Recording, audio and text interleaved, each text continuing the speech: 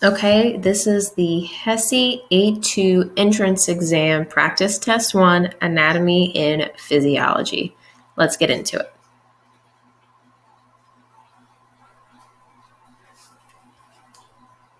We're going to have 25 questions in 25 minutes. Question 1. The knee is blank to the foot.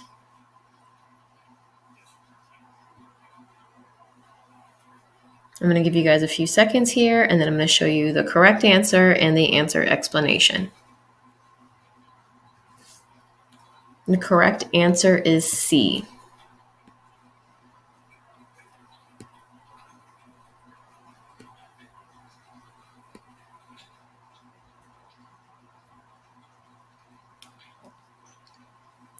Here's why the answer is C. Directional terms refer to the body in the anatomical position, regardless of its actual position. The term anatomical position refers to a person standing erect with their feet forward, arms hanging to the side, and the palms of their hands facing forward. Proximal and distal describe the position of a structure. Proximal is closer to the origin, and distal means further away. In anatomy, the origin refers to the trunk of the body. Therefore, the knee is proximal, closer to the trunk, than the distal, further away from the trunk, foot. And here is a little chart from the Smart Edition Academy HESI course that goes over a few other placements. Second question. The maintenance of normal blood sugar is what type of feedback mechanism? Is it negative, neutral, positive, or proximal? I'm going to give you guys a few seconds to select your answer, and then I'm going to share with you the correct answer as well as an answer explanation as to why that is the correct answer. Okay, the correct answer is A, negative, and here's why.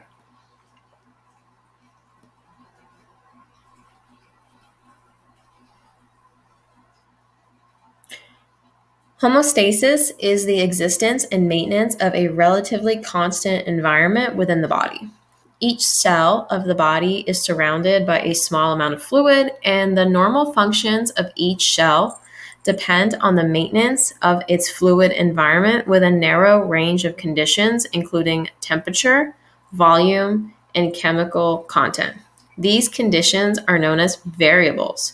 For example, body temperature is a variable that can increase in a hot environment or decrease in a cold environment. And there are two types of feedback mechanisms in the human body: negative and positive. Negative feedback. Most systems of the body are regulated by negative feedback mechanisms, which maintain homeostasis. Negative means that any deviation from the set point is made smaller or is resistance. The maintenance of normal blood pressure is a negative feedback mechanism. Normal blood pressure is important because it is responsible for moving blood from heart to tissues. On the other hand, positive feedback mechanisms are not homeostatic and are rare in healthy individuals. Positive means that when a deviation from a normal value occurs, the response of the system is to make the deviation even greater. Positive feedback, therefore, usually creates a cycle leading away from homeostasis and in some cases results in death. Inadequate delivery of blood to cardiac muscle is an example of positive feedback. Okay, question 3. Which wave is associated with a ventricle systole? P wave, T wave, ST segment, or QRS complex? I'm going to give you a second to evaluate your answers.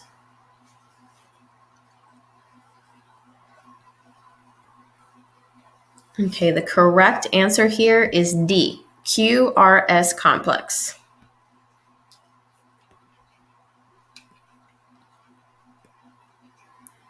I want to make sure you guys can see this chart. So, QRS is correct because the heart is a muscle and it transmits electrical impulses that cause the heart to contract. This electrical activity can be recorded using an electrocardiogram or EKG. An EKG is a graph that shows the heart's rate and rhythm over a period of time. The first wave of an EKG is the P wave. This indicates arterial contraction or systole. The QRS complex represents the combination of Q, R, S waves. This indicates ventricular systole or contraction. The T wave indicates ventricular dystole, and the flat line between S and the T wave is the ST segment. Question number 4. What is the purpose of an electrocardiogram? Is it A, indicate the rate of blood flow, B, display the heart's rate and rhythm, C, identify a person's blood group type, D, determine cell type in a blood sample? I'm going to give you a few seconds to evaluate these answer choices, and then I'm going to share the correct answer with you in just a moment. Okay, the correct answer is B, display the heart's rate and rhythm. Now, we kind of just talked about this in the previous question.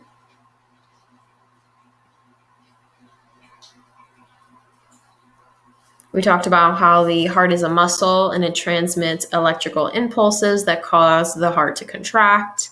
We can record this with an electrocardiogram or an EKG. This is a very common test used to assess cardiac rhythm and used to detect heart disease.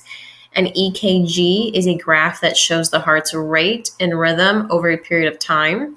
A standard EKG is performed by placing 10 to 12 leads or patches in various locations on the chest, arms, and legs. It is quick, it is painless, and the test evaluates the electrical activity of the heart.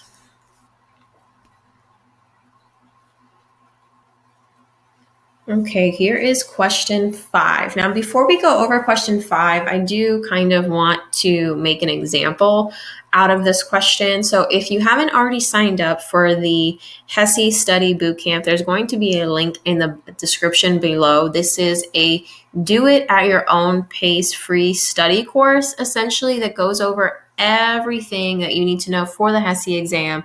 And it actually includes not only a A&P practice test, but as well as all of the other practice tests for all of the other sections.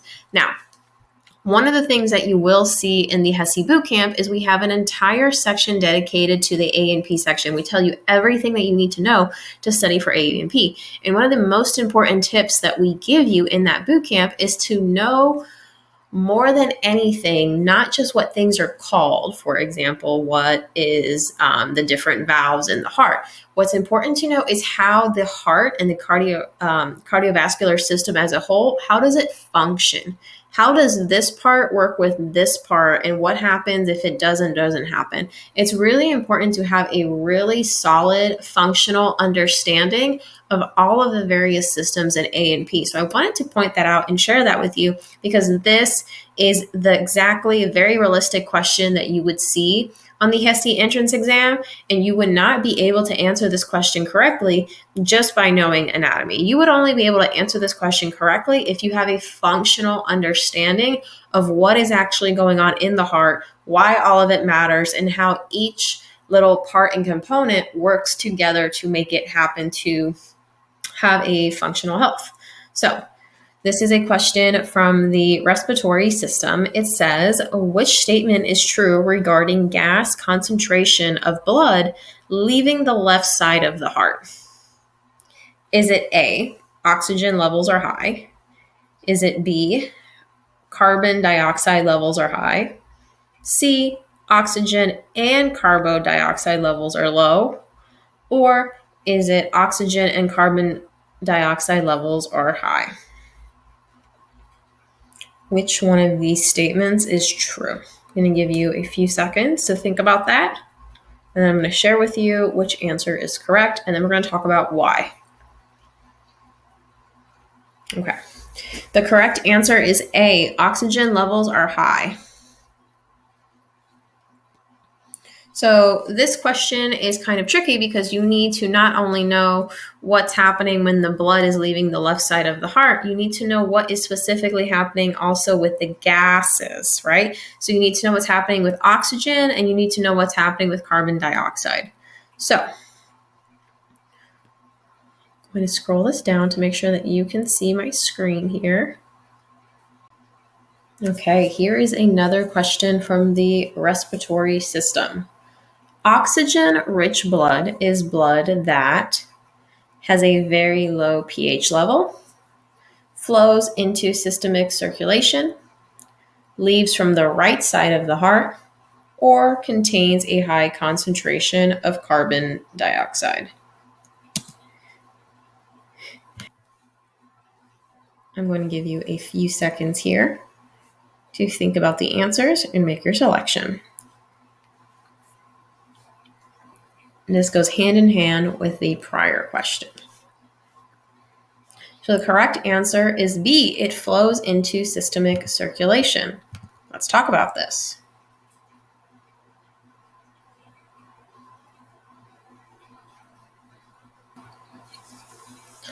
Blood continually flows in one direction, beginning in the heart and proceeding to the arterioles, and capillaries. When blood reaches the capillaries, exchanges occur between the blood and the tissues. After this exchange happens, blood is collected into venules, which feed into veins and eventually flow back into the heart's atrium. The heart must relax between the two heartbeats for blood circulation to begin. And here's a few details of the two types of circulatory processes that occur in our body. And again, for the HESI entrance exam, you need to have a really good understanding of how both of these processes work on a functional level. You want to know more than just the steps. You want to be able to know these like the back of your hand so you can answer any sort of question about the processes and what part does what and what happens before, what happens after, and how does it all relate to the bigger picture.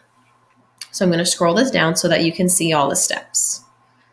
And then I'll scroll down a little bit more so you can see the diagram. Now, if you think that these answer explanations are really dope, if you like our diagrams, this is exactly what you get when you get the HESI full online course, as well as when you access the free study bootcamp. We definitely believe in being visual learners as well as auditory. That's why we have flashcards. We have everything in color, as well as videos for all of our lessons. So you get over 100 videos, over 400 flashcards. Everything is in color, really well labeled and interactive, just like this quiz. Isn't that so pretty? Gone are the days of struggling to read A and P in black and white. Am I right? Okay, next question. Irritable bowel syndrome, IBS, can be a painful disorder of the digestive system. Which of the following is a symptom of IBS? Bloody stools, inflamed colon, abdominal pain, or swollen abdomen? I'm going to give you guys a few seconds, and then we're going to talk about what answer is correct and why. Okay, the correct answer is C, abdominal pain. Irritable bowel syndrome, IBS, is a common chronic condition that affects the large intestine. Symptoms are known to be grouped and can vary in severity and duration from person to person. They include cramping, stomach pain, bloating, gas, constipation, and diarrhea. Treatment of IBS is aimed at managing the symptoms experienced, lifestyle changes, and diet changes, as there is no cure. The development of IBS can be generic or random. Okay, next question. The lining of the stomach is covered with rugae. What is the benefit of this? 1, A, Rugae increases the output of gastric juices. Rugae increases the surface area of the stomach. Rugae increases the permeability of the stomach walls. Or lastly, rugae increases the types of nutrients that can diffuse. I'm going to give you a few seconds, and then we're going to talk about which answer is correct. Okay, the correct answer is B. Rugae increases the surface area of the stomach.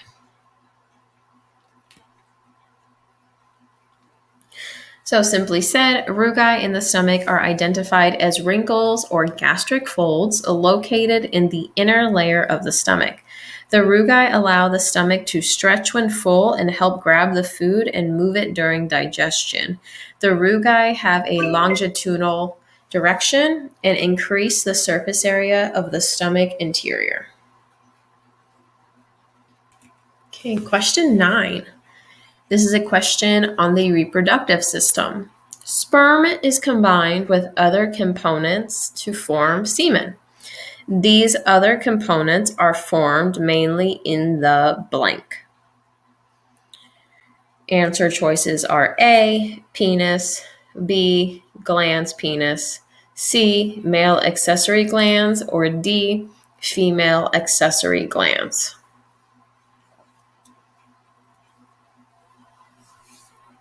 The correct answer is C, male accessory glands.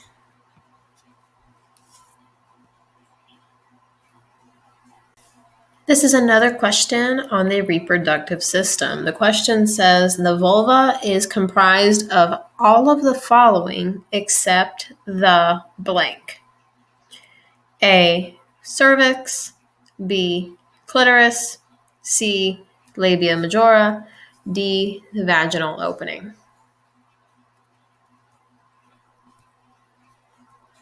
And the correct answer is cervix. I'm going to scroll down here so you can see this in color. The cervix is inside of the pelvis and is the location between the vagina and the uterus. The vulva is comprised of all of the external components.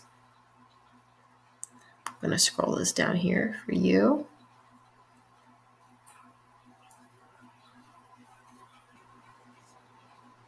Okay, this question is on the urinary system. The question says, why is glomerular filtrate important? A, causes solutes to diffuse back into the renal artery. B, uses the forces of blood pressure to reabsorb urea. C, it secretes nitrogenous wastes into the urine for excretion. Or D, increases the concentration of urine in the collecting duct. Now, I know you guys see B is highlighted. I'm not saying that that's right. I'm saying that my mouse got excited and it's now highlighted. But try to ignore that. I will give you a tip. It is not the correct answer, so do not let that fool you. Now, the correct answer is actually D, increases the concentration of urine in the collecting duct. So, I'm going to scroll this down here so you can see exactly what we're talking about, and then I'm going to show you the diagram right underneath it. So, again, with the A and P section, it's really important to understand not only what everything is called, not only what it is called, but what is it for? What does it do? Who does it? What does it work with? What are its functions, its purposes? You want to know about how everything functions as a whole and really have a holistic understanding of it. So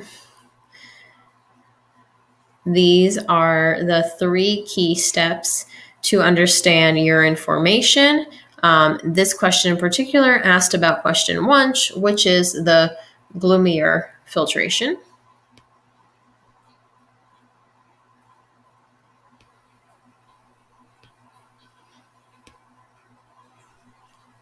And then here is a diagram.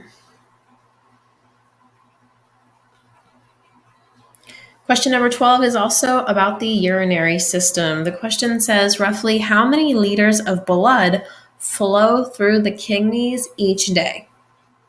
Is that 75, 100, 180, or 425? Now, I'm sure you know the right answer, but I do want to point out something about this question that you need to be aware of. It says how many liters of blood, not ounces, not cups, not gallons, anything like that. We're talking about liters. So it's very important to get familiar with not only standard, but also metric units of measure for measurements, for weight, for volume, etc. You're going to definitely see this on the math section of the HESI A2 entrance exam, but you're definitely going to be encountering almost everything will be in metric once you start getting into things like medical dosage and things like that. So if you're not already actively practicing converting from standard to metric and vice versa, I highly recommend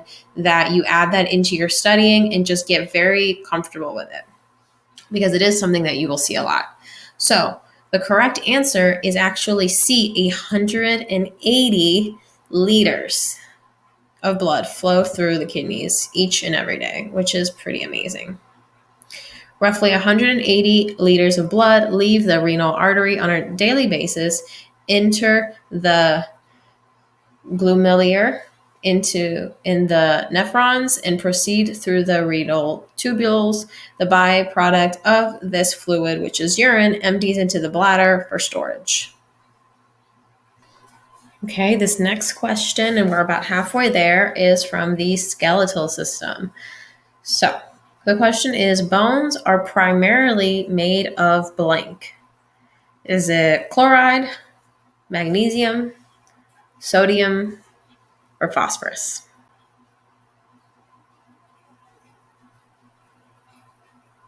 The correct answer is D, phosphorus.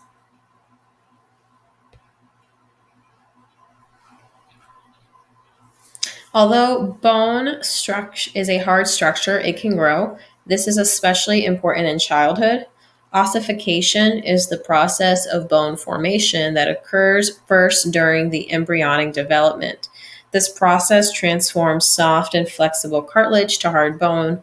It does so by replacing the cartilage with mineral deposits, specifically calcium and phosphorus. Ossification begins in the center of the bones and spreads towards the end of the bones. Okay, here is another question on the skeletal system. Which organ does the vertebral column protect? Is it brain, heart, spinal cord, or the pelvic girdle? If you said answer C, spinal cord, you would be correct.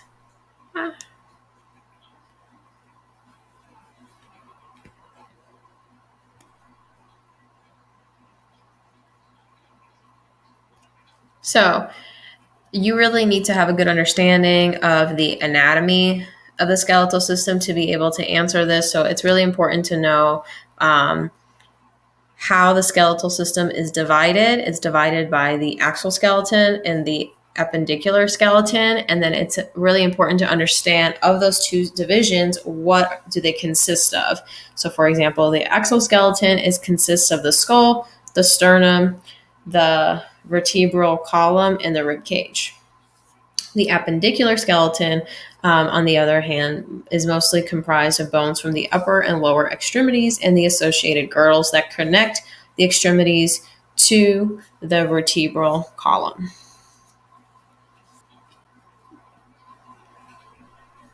Okay, here is another A&P question.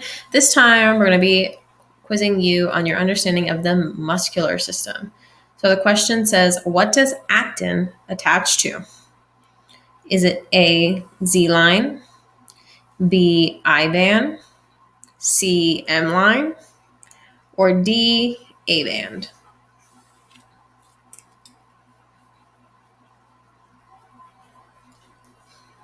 And the correct answer is A, Z-line.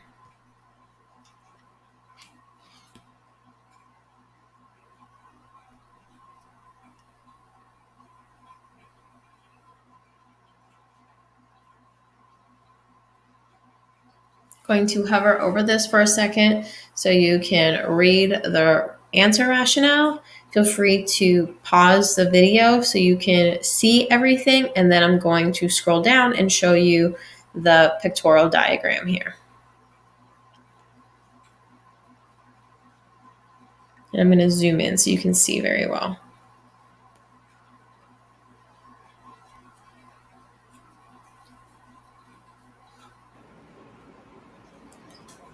Okay, a study shows that decreased calcium content possibly contributes to poor skeletal muscle contractility. Which of the following structures was most likely observed to arrive at this conclusion? Was it A, H zone, B, actin needle-filament, C, cardiac muscle fiber, or was it D, sarcomplasmic reticulum?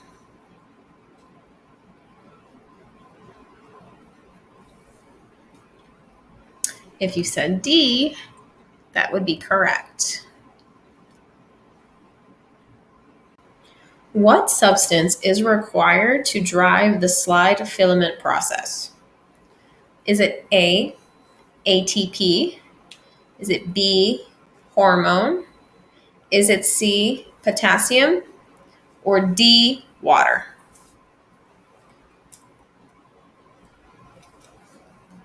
The correct answer is A, ATP. Okay, so I'm just going to slide this down so you can see the visual as well as the answer explanation.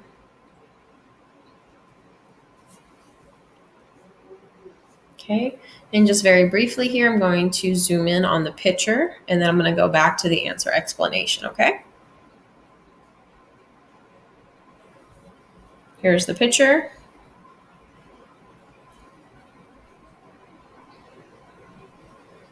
And here is the answer explanation of why A is correct.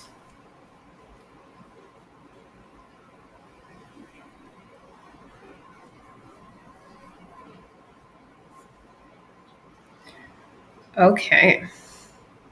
A dermatologist explains to a patient that a bacterial infection has affected the sebaceous glands. Which layer does this form of acne directly affect? Is the answer A, B, C, or D?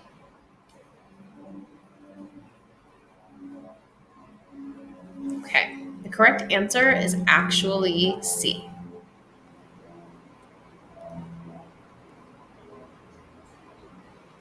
Okay, so sebaceous glands, these are oil-producing glands that are typically attached to hair follicles. They release sebum, which is a fatty, oily substance. It waterproofs the hair and the skin, preventing both structures from drying out. Sebum has also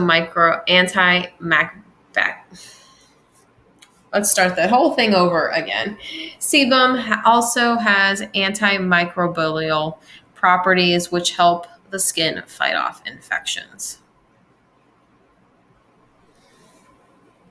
I'm just going to zoom this in for you. You can see the dermis, the epidermis, the hair follicle, the sweat gland, fat, connective tissue, as well as blood vessels.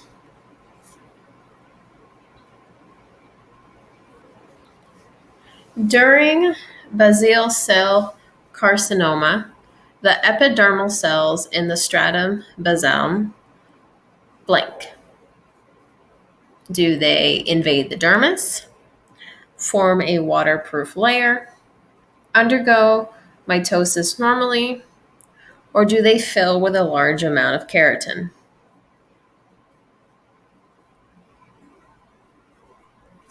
The answer is A, invade the dermis.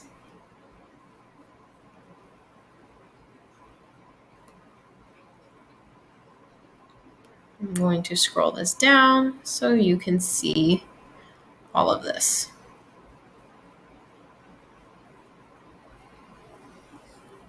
So skin cancer is going to be something that you may come across on the HESI A2 exam. Diseases in general, you want to know about diabetes, you want to know about hypertension, you want to know about IBS, you want to know about arthritis, you want to learn about how these conditions, how they come about, whether they're genetic or random or influenced by other impacting factors. And you also want to know what they do on the body and what happens to the body when they're invaded with something like cancer, leukemia, diabetes, things like that. So it's really important to have an understanding of common diseases, and as well as how they impact the system, as well as how as they impact the body as a whole. I'm going to scroll down here so you can see the bottom half of this.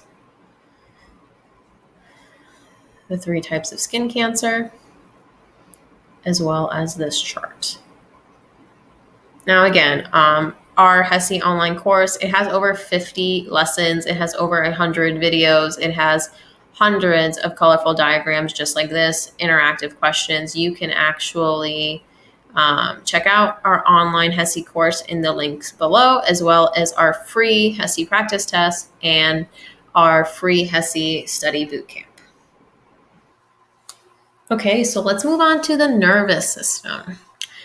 If a person smells something sweet, what form of information is this initially perceived as in the nervous system?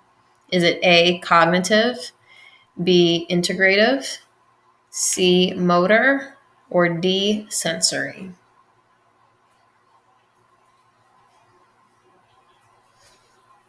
The answer is D, sensory.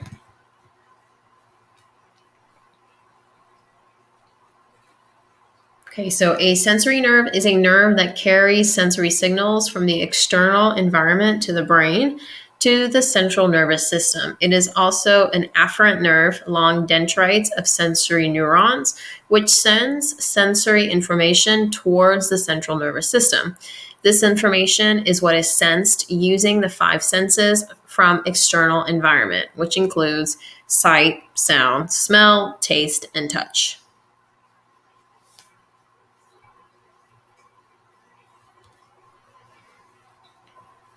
Okay, here's another question on the nervous system. Which of the following most likely directly stimulates the excitation of a neuron?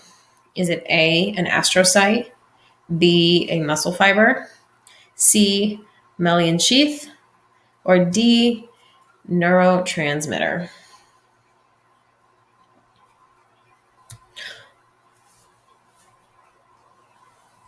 The answer is D, a neurotransmitter.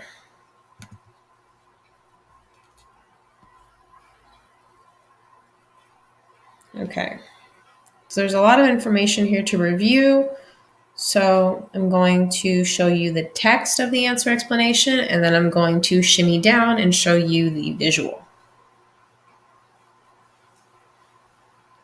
So why is the answer a neurotransmitter? So let's talk about what a neurotransmitter is. A neurotransmitter is a type of substance that is released from the presynaptic membrane of one neuron and binds to the receptor of the postsynaptic membrane of a different neuron. So by binding, this substance stimulates excitation of the neuron, causing a neural impulse to be transmitted.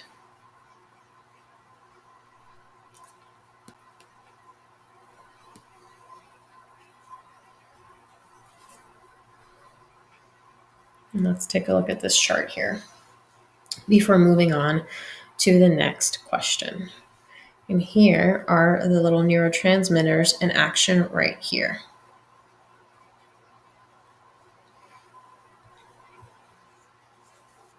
Okay, here's a question on the endocrine system. Now, one thing that I can share with you guys is that You already know there's a ton of information that you need to know for A and P, and it's really difficult to pinpoint exactly what you're going to get asked on. Again, that's why we always recommend that it's more about knowing. It's less about knowing specifically just the anatomy. It's really about having a functional understanding of how everything works, why things are there, why they do, what they do before, what happens after, etc. However, we will say that the cardiovascular, endocrine system, and the nervous system tends to be the three top systems, so to speak, that you will encounter a lot of questions on. So we always recommend that students really hyper focus on those areas. We actually have practice test banks inside of our HESI online course, specifically on every topic on A&P. So we definitely recommend that people go in there and they go through the practice test questions and they just drill themselves 20, 30, 40, 50 questions on cardio, endocrine, respiratory, nervous system, etc., just so that you can have a good understanding of how well you know that system and if you need to revisit a few more things. So with that being said, let's go into this question here.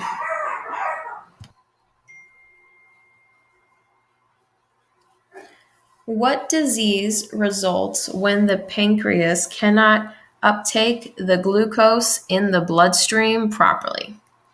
Is it A, Addison's, B, arthritis, C, diabetes, or D, hyperthyroidism?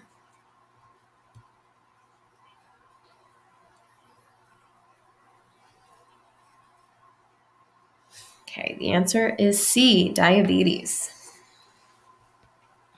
Okay.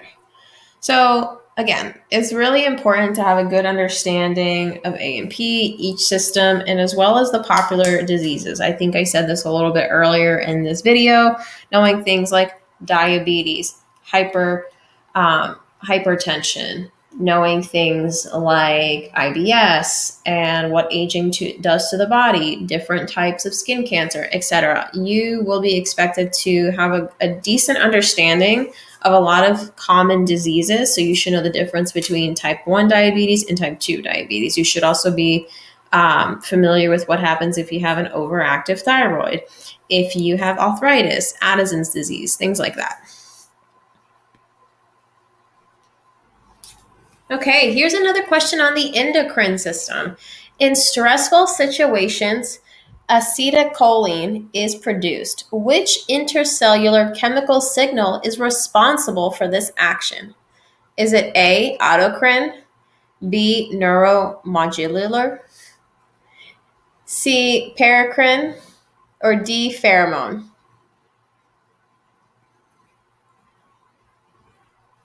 Okay, the answer is B, neuromodulator.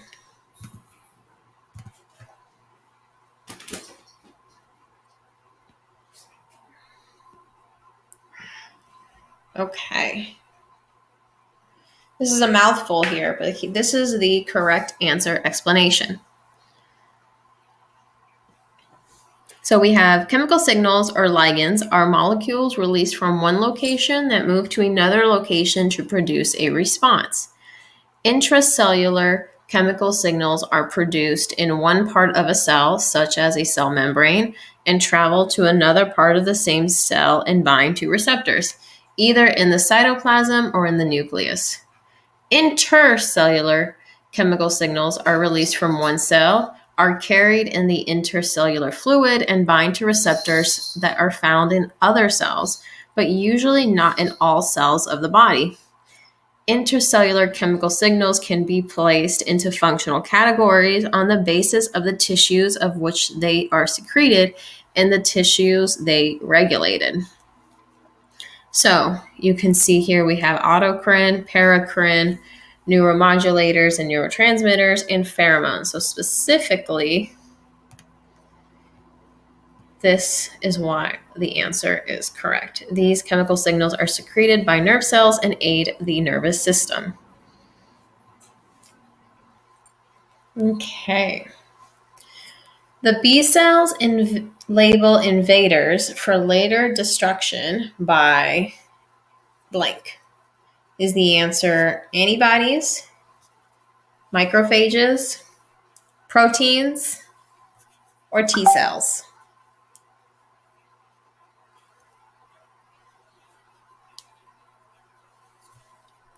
The answer is B, macrophages.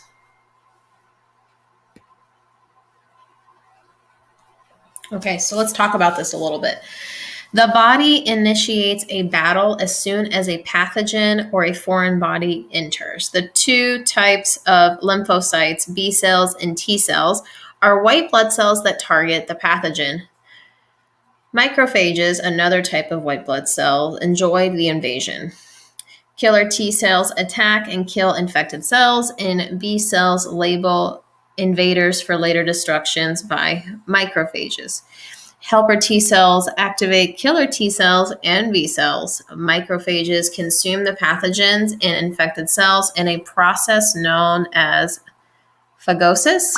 These four kinds of white blood cells, these four kinds of white blood cells exchange information and correlate their activities as an integrated system. Wow, that was a mouthful. In the last question, antibodies attach to invading pathogens, marking them for blank. Okay, we just went over this.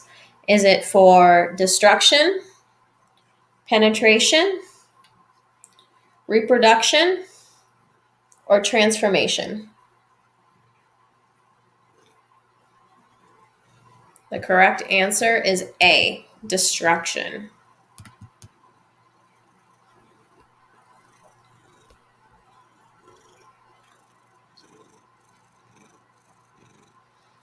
Okay.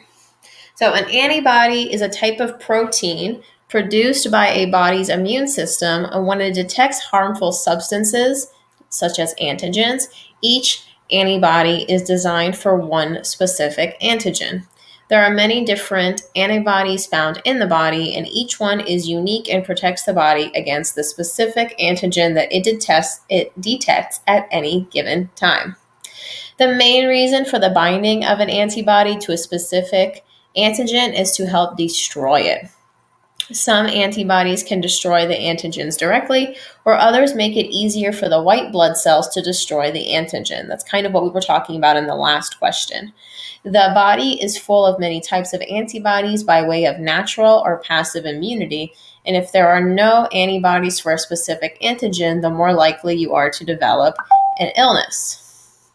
It's also really important to know what the different types of immunity are. So we've also got natural and passive, natural and active, artificial and passive, artificial active. So be sure that you know this before taking your exam. And that's it, guys. Thank you for taking this HESI A2 entrance exam A&P practice test with me. Like I've said throughout the video, you can take a full-length free HESI A2 entrance practice test in the links below in the description. You can also find a link to join our free HESI study bootcamp.